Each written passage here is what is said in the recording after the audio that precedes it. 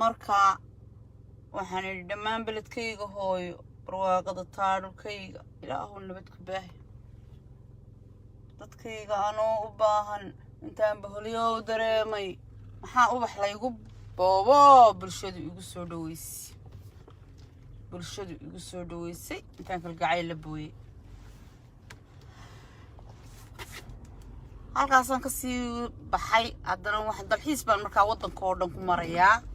micnaha riyadaydu waxay tusaysaa inaan dalxiis ku maraayo waddanka oo dhan markaa waxaan diyaarad intaan ku booday miyaan baydhabo u dhoofay ilaa buurdhuulo gaadhay tan iyo beeraa janaale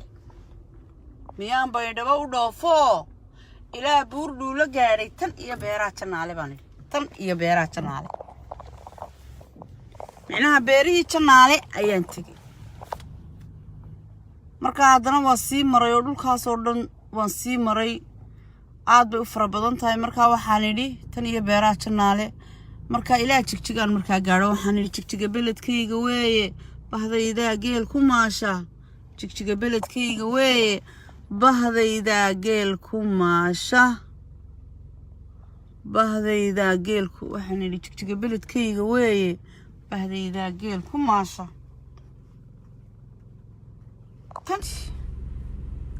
jigjiga beledkayga weeye bahdaydaa geel ku maasha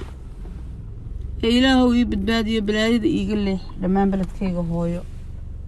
barwaaqada taadhulkayga ilaahow nabad ku baahi jigjiga iyo beeraheeda jabuuti iyo baalaheeda baan idhi jigjiga iyo beeraheeda jabuuti iyo baalaheeda intaan badda saylac gaadhay miyaan booramo u xiisay bariidiyayoo salaamay dadkayga anoo u baahan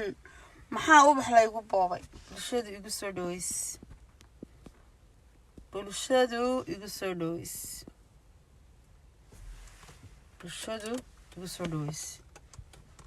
marka heestan waa hees aad u qaaliya waa hees aad u qiimo badan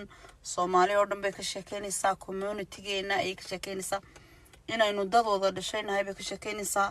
dee abwaanadiinan baa samaysay inantiinan abwaanada ay reer Burco faaduma qadan oo kasoo jeeda magaalada Burco la dhaho